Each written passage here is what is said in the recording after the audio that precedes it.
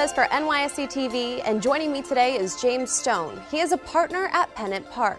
We continue our private credit investing video series with episode 5, where we will cover all the buyout process. Thank you for joining me today, James. Thanks, Trinity. So I want to talk more about the buyout process, but first, can you walk us through a typical middle market buyout transaction? We work alongside private equity firms, or deal sponsors as we also refer to them.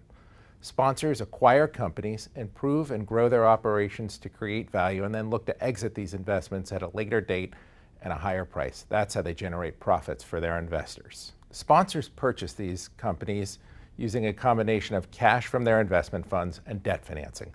That's where we come in. When a sponsor identifies an attractive acquisition candidate, they'll reach out to lenders like PennantPark to provide the debt. These are invitation-only opportunities, which is why it's so essential to our business to have direct relationships with the sponsors. And speaking of those relationships, can you elaborate on those relationships that PennantPark has, and how did you find them in the first place? Our investment team maintains an active dialogue with more than 700 middle market private equity sponsors. We've built these relationships over many, many years at PennantPark, and we have senior members of our investment team located throughout the country, close to where the sponsors are. I'm based in Los Angeles and spend time in the Western U.S. We've made investments with more than 200 private equity firms and executed multiple transactions with most of them. The sponsors have come to know us as a reliable and value-added lender to their portfolio companies, which enables us to get the first call and the last look. The relationships have to work both ways. We seek to work with private equity sponsors who have a proven track record of supporting their portfolio companies. If one of our borrowers experiences difficulties, we want to know that a sponsor is prepared to inject additional equity capital into the company. There has to be an alignment of interests. Now, moving back to the process, let's talk about what happens after a sponsor brings a deal to PennantPark. Once we get through the screening phase, we commence our in-depth due diligence process.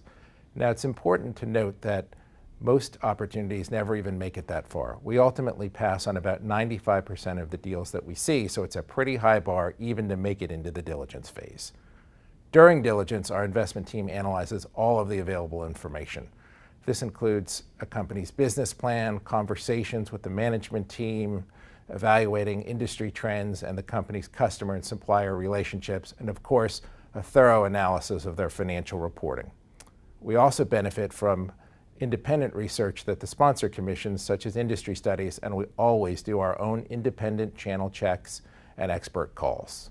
Finally, we negotiate pricing and terms with the sponsor and will often seek to make a modest equity co-investment alongside the sponsor.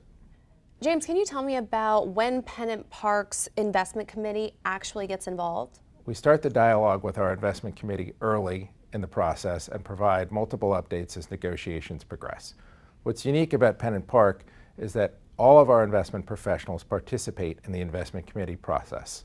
We seek perspectives from the junior-most associate to our senior partners. We really value this comprehensive range of views, and ultimately the investment approval process is consensus-driven. Now, James, tell me exactly what happens when the investment committee votes yes on a deal. That's when the fun begins. Once we complete an investment, we start earning interest on our loan for as long as it's outstanding. We monitor the borrower through monthly financial reporting and regular check-ins with the sponsor and management team. We're prepared to hold our loan until its maturity, but we're often repaid early due to a refinancing or sale of the company. A lot of great information, James. Thank you so much for joining me today. My pleasure. Thanks, Trinity.